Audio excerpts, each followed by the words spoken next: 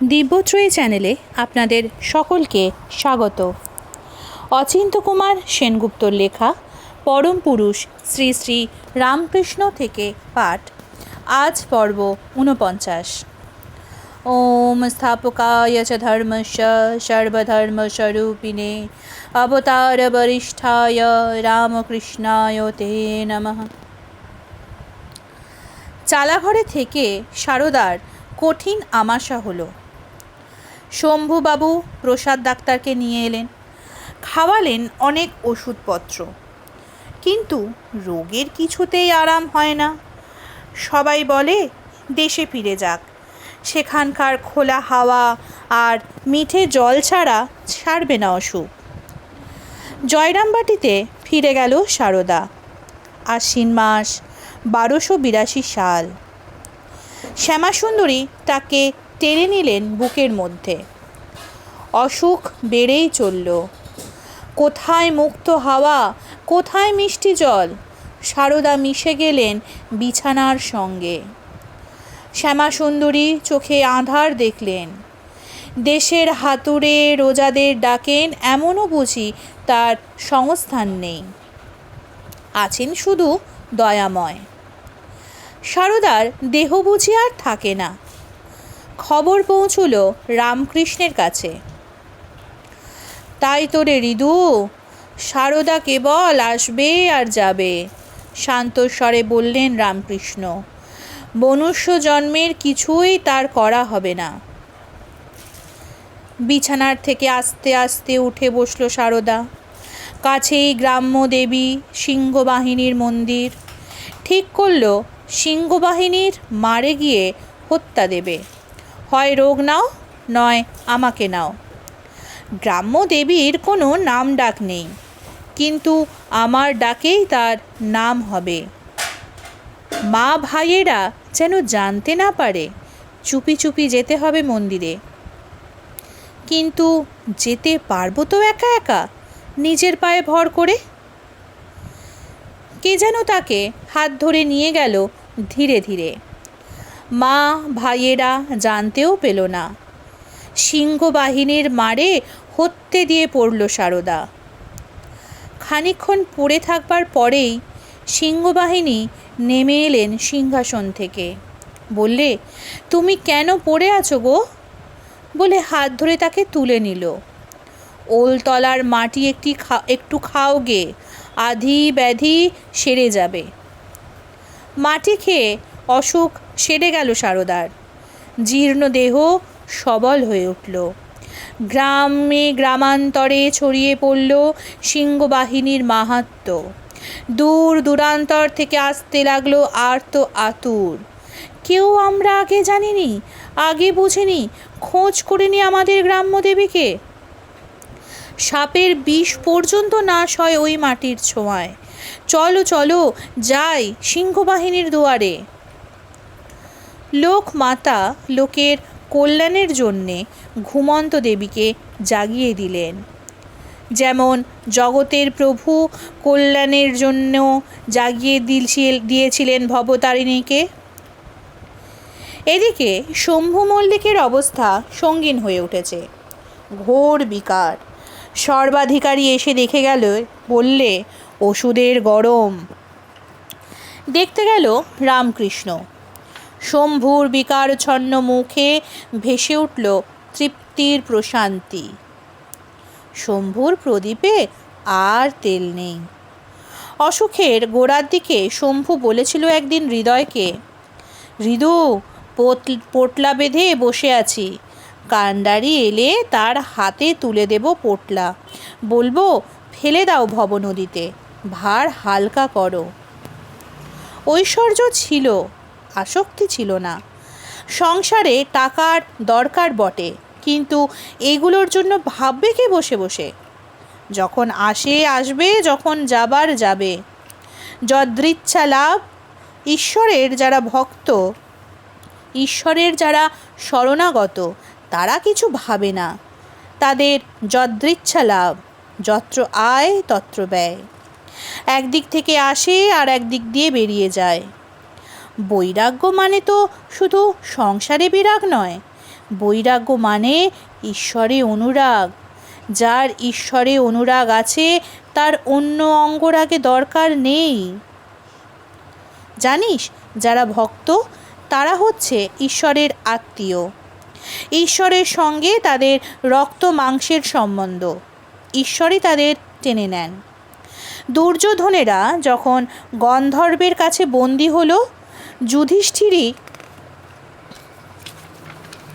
তাদের উদ্ধার করলেন।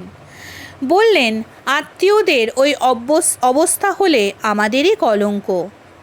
ভক্তের আবার ভয় কি? অভাবের ভয়, না আঘাতের ভয়, না মরণের ভয়? ওরে, ভক্তের নাশ নেই। ন মে ভক্ত প্রণশ্যতি। শম্ভু চলে গেল। এখন কে হবে রসদ্দার? ঝি কালীর মা সেবা করে চন্দ্রমণিকে। 90-এর ওপর বয়স হয়েছে চন্দ্রমণির। বুদ্ধির জড়তা এসে গিয়েছে। হৃদয়কে দেখতে পারেন না দুচক্ষে। কি করে তার ধারণা হয়েছে অক্ষয়কে ওই মেরে ফেলেছে। এখন বলছেন রামকৃষ্ণ আর সারদাকে সে মেরে ফেলবে।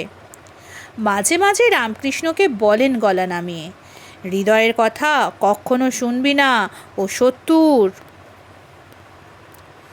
রাসমণির বাগানের কাছেই আলমবাজারের পাটের কল। দুপুরে কলে সিটি বাজে। সেই সিটিকে চন্দ্রমণি বৈকুণ্ঠের শঙ্খধ্বনি বলেন। ওই সিটি না শোনা পর্যন্ত খেতে বসেন না। কেউ অনুরোধ করলে বলেন, এখন কি খাবো গো, লক্ষ্মীনারায়ণের ভোগ হয়নি, বৈকুণ্ঠে শঙ্খ বাজেনি, এখন কি খাওয়া যায়? যেদিন কলের ছুটি থাকে সেদিন আর বাঁশি বাজে না। সেদিন চন্দ্রমণিকে খাওয়ানো শক্ত হয়ে ওঠে। বৈকুণ্ঠের শঙ্খ নেই, আমারও খাওয়া নেই। রামকৃষ্ণ তখন নানা রকম কৌশল করে। ছোট মেয়েকে যেমন করে ভোলাও তেমনই করে পাশে বসিয়ে খাওয়ায় মাকে। রোজ ভোরে উঠে মাকে দর্শন করা চাই রামকৃষ্ণের। কিছুক্ষণের জন্যে তার কাছে থেকে তাকে সেবা করা চাই সহস্তে। আর কতদিন মার পাদপদ্ম স্পর্শ করা যাবে মাই জানেন। হৃদয় দেশে যাবার জন্য তোড়জোড় করছে। বাজছে বোচকা বুচকি। হাটের থেকে নানা দ্রব্য কিনে এনেছে। না গেলেই নয়। শুনতে পেয়েছে দেশে কি এক বেঁধেছে মোকদ্দমা। রামকৃষ্ণের কাছে গেল অনুমতি চাইতে। মামা, যাব? না, রামকৃষ্ণ বারণ করল। কেন বারণ করছো? রামকৃষ্ণ কারণ বললে না। হৃদয় যত জেদ করে রামকৃষ্ণ তত স্তব্ধ হয়। শেষকালে হৃদয় গেল খাজাঞ্চির কাছে। মামা না বললে কি হয়, খাজাঞ্চি যদি ছুটি দেয় তবেই হলো। খাজাঞ্চি ছুটি মঞ্জুর করলো। আর হৃদয়কে পায় কে? সন্ধ্যের সময় রামকৃষ্ণ নবতে এলো মায়ের কাজটিতে। শুরু করলো যত সব পুরনো কথা, গাঁ ঘরের কথা, পাড়াপড়শির কথা। পুরনো কথার মতো এমন আর কি ভালো লাগে মায়েদের? ছেলেদের ছেলেবেলার কথায় এলে মায়েদের আর থামায় কে? রাত বাড়ছে, তবু কথায় মত্ত মায়ে পোয়ে। মন্দির থেকে হৃদয় ডাকাডাকি শুরু করলো, কি গো মামা, খাবে না? খেতে এসো। মাকে ছেড়ে তবু উঠে যেতে মন ওঠে না রামকৃষ্ণের। মার কাছটিতেই যেন কাশীধাম। হৃদয়ের চিৎকার তীব্রতর হলো, আমারটা রেখে তোরা দুজন খাগে, বললে রামকৃষ্ণ।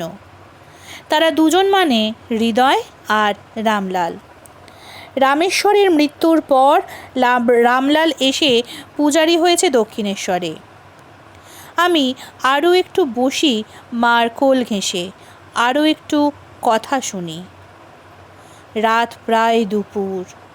মাকে ঘুম পাড়িয়ে রামকৃষ্ণ ফিরে এলো নিজের ঘরে। খেয়ে দেয়ে শুলো নিজের বিছানায়। কিন্তু হৃদয়ের চোখে ঘুম নেই, কেবল এপাশ ওপাশ করছে। রাত যত বাড়ছে তত বাড়ছে হৃদয়ের ছটফটানি। কেউ যেন আষ্টে পৃষ্ঠে তাকে বেঁধে ধরেছে বিছানায়, ছাড়া পাওয়ার জন্য হাত পা ছুটছে ক্ষণে ক্ষণে। রামকৃষ্ণের পাশের বিছানা হৃদয়ের, রামকৃষ্ণ দেখেও দেখছে না। এক ঝটকায় উঠে পড়ল হৃদয়। ঘরের কোণে গাঁটরি বাঁধা, কাল ভোরেই সে রওনা হবে ঠিকঠাক। সহসা সে ক্ষিপ্র হাতে গাঁটরির বাঁধনগুলো খুলে ফেলতে লাগলো।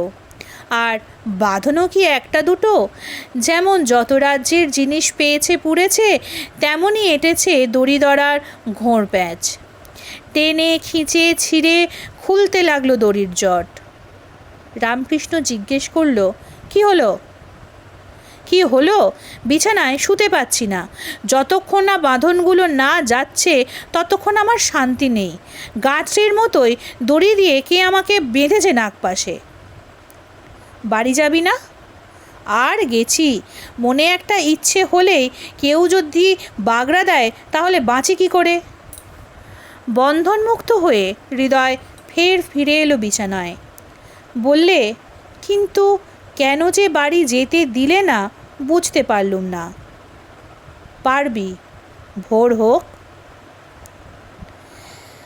নিজে আগে ভোরে উঠে কালীর মাকে জাগিয়ে দেন চন্দ্রমণি। সেদিন কালীর মাই আগে উঠল।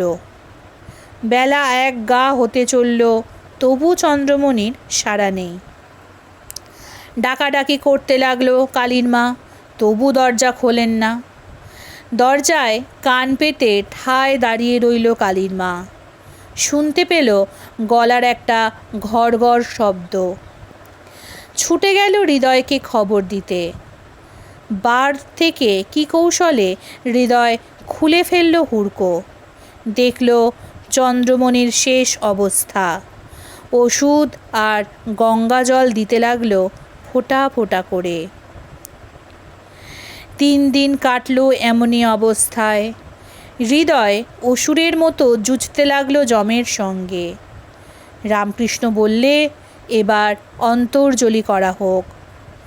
চন্দ্রমণিকে নিয়ে চলল গঙ্গায়। যাবার আগে ফুল, চন্দন আর তুলসী দিয়ে মার পায়ে অঞ্জলি দিলে রামকৃষ্ণ। পুত্রকে শিয়রে রেখে মা চোখ বুজলেন। রামলাল ফুল নিয়ে এলো, হৃদয় নিয়ে এলো শ্বেত চন্দন। মার পা দুখানি গঙ্গা জলে ধুয়ে তাতে রামকৃষ্ণ ঘন করে চন্দন মাখিয়ে দিল। এ জল চোখের জল, আর এ চন্দন ভক্তির চন্দন, ভালোবাসার চন্দন। যে দেহ থেকে আমার দেহের প্রকাশ, সেই দেহ আজ মিশে গেল পঞ্চভূতে। এরেদার শ্মশানে নিয়ে যাওয়া হলো চন্দ্রমণিকে। রামলাল মুখাগ্নি করলে, সৎকার করলে। রামকৃষ্ণ যে সন্ন্যাসী। রামলালই শ্রাদ্ধ করল, বৃষৎ স্বর্গ। রামকৃষ্ণ অশৌচ পর্যন্ত পালন করেনি। প্রেতপিণ্ড দেওয়া তো দূরের কথা। পুত্রচিত কোনো কার্যই করলাম না মার জন্য। মনের ভিতরটা খচখচ করছে রামকৃষ্ণ। অন্তত একটু তর্পণ করি মাকে। গঙ্গায় নামল রামকৃষ্ণ। পিছনে অগণন লোক রামকৃষ্ণের মাতৃতর্পণ দেখবে। জলের অঞ্জলি নেবার জন্য গঙ্গায় হাত ডোবালো রামকৃষ্ণ। কিন্তু যেই অঞ্জলিবদ্ধ হাত ওপরে তুললে, অমনি হাতের আঙুলগুলি অসাড় শিথিল হয়ে গেল। একে বেঁকে ফাঁক হয়ে গেল। সব জল পড়ে গেল ফাঁক দিয়ে। যতক্ষণ জলের মধ্যে থাকে হাত ঠিক বদ্ধাঞ্জলি থাকে। যেই জল নিয়ে ওপরে ওঠে, আঙুলগুলি অমনি কাঠির মতো শক্ত হয়ে প্রসারিত হয়। এক বিন্দু জল বন্দি হয় না। বারবার চেষ্টা করেও পারছে না কিছুতেই। ডুকরে কেঁদে উঠল রামকৃষ্ণ। মাগো, তোমার জন্যে কি কিছুই করতে পারবো না? কোনো দোষ স্পর্শেনি তোমাকে, তুমি গলিত হস্ত। বললে এসে পণ্ডিতেরা, তুমি অধ্যাত্ম সাধনার চূড়ায় এসে উঠেছ। তুমি শ্রদ্ধায়াগ্নি সমিধত্তে, তুমি শ্রদ্ধায়া হৃদয়ে হবি, তুমি শ্রদ্ধায়া হুয়তে হবি। ওম নিরঞ্জনং নিত্যমনন্তরূপং ভক্তানুকম্পাধৃত বিগ্রহং বৈ ঈশাবতারং পরমেশমিড্ডং তং রামকৃষ্ণং শিরসা নমামি। আজকের পর্ব এখানেই শেষ হলো। আগামী পর্ব আসবে আগামীকাল। নমস্কার, সুস্থ থাকুন, ভালো থাকুন সকলে। জয় ঠাকুর।